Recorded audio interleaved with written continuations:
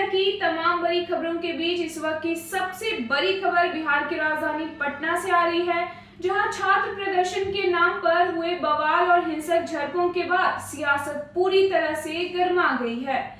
सरकार की ओर से इस पूरे मामले में विपक्ष पर बेहद गंभीर और सनसनीखेज आरोप लगाए गए हैं। बिहार सरकार के मंत्री श्रवण कुमार ने एक प्रेस कॉन्फ्रेंस के दौरान कल हुए घटनाक्रम को लेकर विपक्ष को आड़े हाथों लिया और इसे सुनियोजित राजनीतिक साजिश करार दिया है।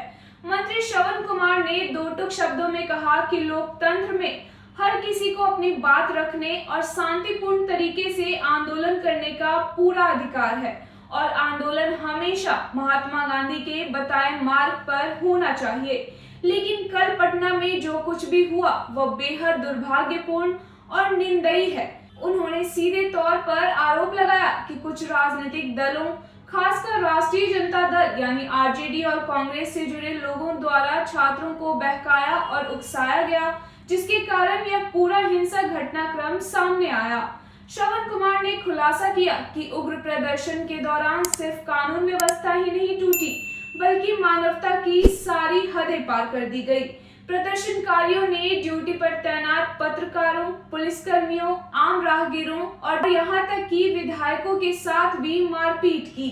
इसके साथ ही गाड़ियों में तोड़फोड़ की गई और कुछ घरों पर भी पथराव किए जाने की बेहद शर्मनाक घटनाएं सामने आई है।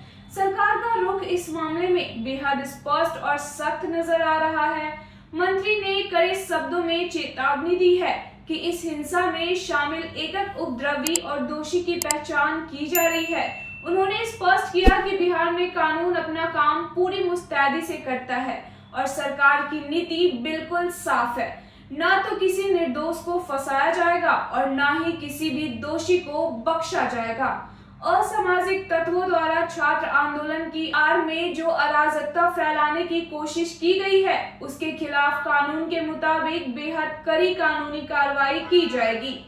आइए हम आपको सीधे सुनाते हैं बिहार सरकार के मंत्री श्रवण कुमार का वह पूरा बयान जो उन्होंने इस घटनाक्रम पर मीडिया के सामने दिया है। ये प्रायोजित है पॉलिटिकल पार्टी के जो नेता लोग हैं उनके बहकावे में उसकावे पर इस तरह की वारदात हो रही है और राष्ट्रपिता महात्मा गांधी के रास्ते आंदोलन होना चाहिए और लोकतंत्र में सबको अपना हक मांगने का, सबको अपना बात रखने का अधिकार है। लेकिन जिस तरह से कल पॉलिटिकल पार्टी के लोगों ने, खास करके आरजेडी कांग्रेस के लोगों ने जिस तरह से पटना की राजधानी में घटनाएं की है वो बहुत अफसोसजनक है, बहुत निंदनीय है। इसकी जितनी भी निंदा की जाए बहुत थोड़ी होगी। चिन्हित करके इन लोगों पर कार्रवाई होगी सर। कानून बिहार में अपने हिसाब से काम करता है, न किसी को फंसाती है ये सरकार और न किसी को बचाती है। अगर पत्रकारों को पीटा है, पुलिस वालों को पीटा है, राह चलते लोगों को पीटा है, किसी के घर पर ढेला फेंका है, विधायकों को अपमानित किया है, उनके गाड़ियों को चकनाचूर किया है, तो जो लोग इस कृत्य को किया है उनके खिलाफ कानून के हिसाब से सरकार पहले भी कार्रवाई की है और अब भी जो करेंगे उनके खिलाफ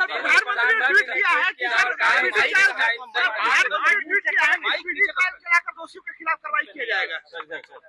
हम कुछ सुने नहीं आप लोग। प्रधानमंत्री ने ट्वीट किया है कि स्पीडी ट्रायल चलाकर दोषियों के खिलाफ कार्रवाई किया जाएगा। प्रधानमंत्री जी ने कहा कि तुमसे बड़े आदमी हैं।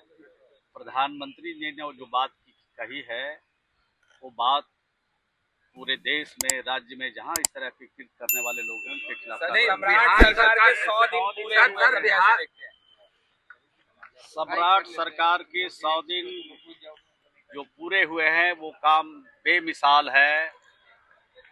जो काम नीतीश कुमार जी ने अधूरा छोड़ा था उस काम को पूरा करने में पूरी सरकार अपनी क्षमता, अपनी तासीर को लगा के काम कर रही है और 100 दिन का काम बेमिसाल है। अपने बिहार के लोकप्रिय मुख्यमंत्री सम्राट चौधरी जी को शुभकामना देते हैं, बधाई देते हैं कि और बेहतर तरीके से आगे बढ़े।